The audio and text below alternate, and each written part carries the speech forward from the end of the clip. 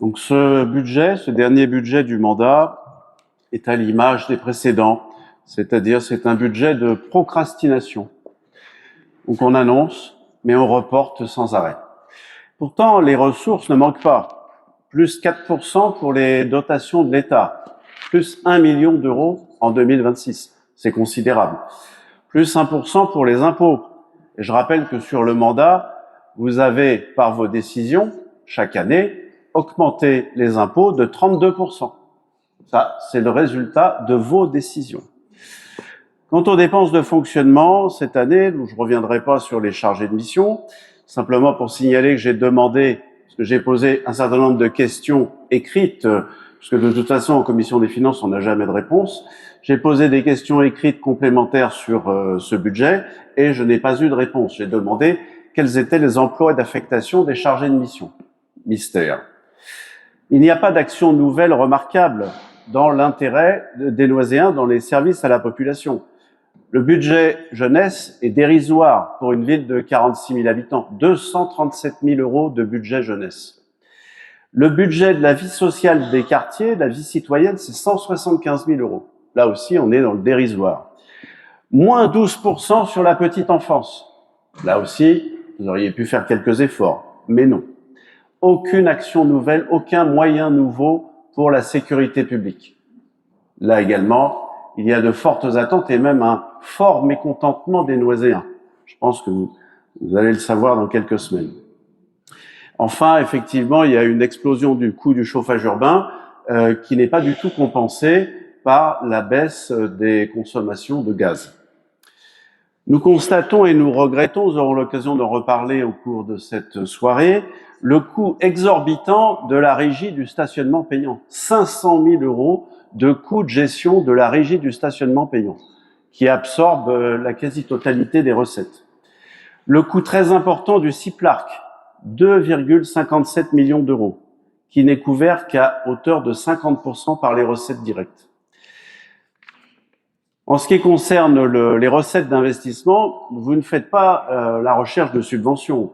Les subventions d'investissement inscrites en 2026, c'est 2 millions d'euros, c'est-à-dire à peine 7% des recettes d'investissement.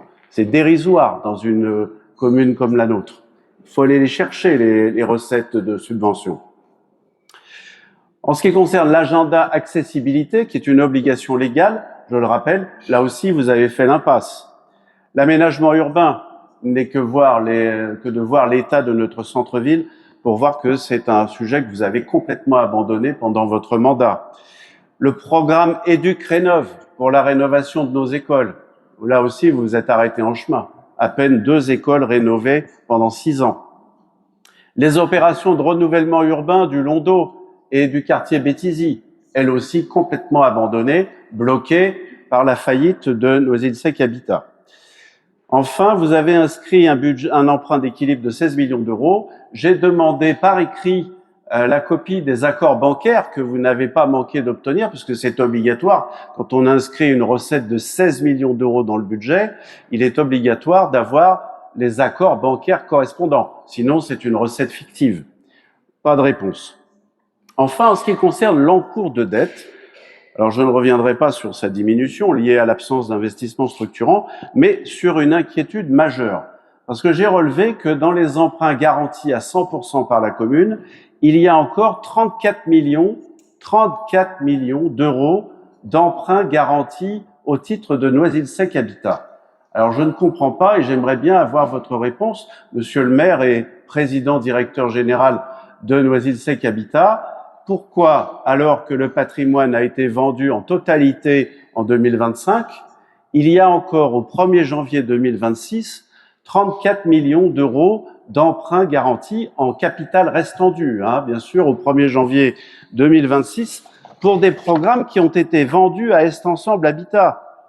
Je prendrai que 2 exemples. La Renardière, par exemple, immeuble vendu à Est Ensemble Habitat, donc logiquement vous avez perçu une recette et vous devez avoir remboursé par anticipation les emprunts correspondants.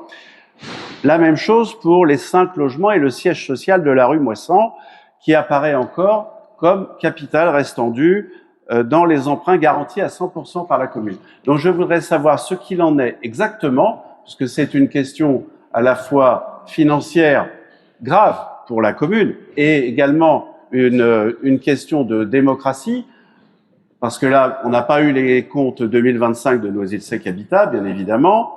Vous avez refusé de répondre aux questions lors du conseil municipal du 18 décembre 2025, lorsque vous avez présenté le rapport de gestion de Noisy-le-Sec Habitat pour 2024.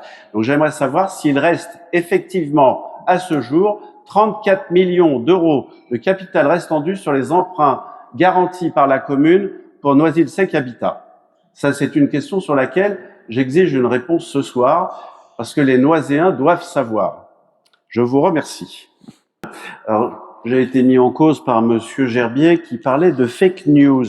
Alors, Monsieur Gerbier, plutôt que de répondre n'importe quoi avec des invectives, en ce qui concerne les opérations de renouvellement urbain, vous devriez lire les documents budgétaires. Ça vous serait utile en tant qu'adjoint au maire. Vous constateriez que la construction du local animant le quartier Béthisy a été annulée, moins 268 000 €, c'est dans le PPI, mais vous ne l'avez pas lu. De même que le NRU du Londeau, c'est-à-dire l'opération de renouvellement urbain du Londeau, a fait l'objet d'une annulation de crédit en 2025, ce qui fait qu'il n'y a rien de fait aussi bien sur le quartier Béthisy que sur le quartier Londeau, puisque vous avez même du mal à terminer le City Stade avant la fin du mandat, puisque vous l'avez démarré en catastrophe à la fin 2025. Quant au Londeau, à part un parking en goudron pour remplacer la tour 19, il n'y a strictement rien. Et les habitants le voient, mesdames et messieurs de la majorité. Je vous rappelle que désormais, Agir pour Noisy a rejoint la liste Noisy au cœur avec Thomas Franceschini et que nous sommes ensemble pour porter un beau programme pour les Noiséens. Venez nous retrouver à notre local de campagne au 17 boulevard de la République. Retrouvez-nous les mardis soirs, mercredi après-midi, samedi après-midi, dimanche après-midi et venez échanger avec nous sur nos propositions. Et le 15 mars, choisissez le vote utile, choisissez le rassemblement citoyen, Agir pour Noisy, Noisy au cœur.